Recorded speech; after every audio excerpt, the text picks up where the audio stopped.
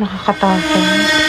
Alam niyo ba guys, ang napakaganda talaga sobra ng mansyon nga bahay nito. Kasi ang sobrang laki talaga, napagkaganda talaga ng structure at saka ng lokasyon na ito. Sobrang spacious talaga. Sobrang laki talaga ng bahay nito. Ang may-ari ay si Sarah Winchester sa San Jose, California. Pero iniwan niya ang bahay niya ito, ng mansyon, dahil namatay siya.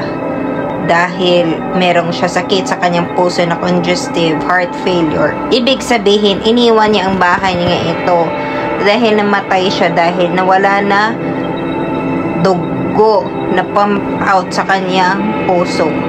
Pero nung iniwan niya ang bahay nito na mansyon, ang kanyang pera ay binigay niya sa kanyang pamilya.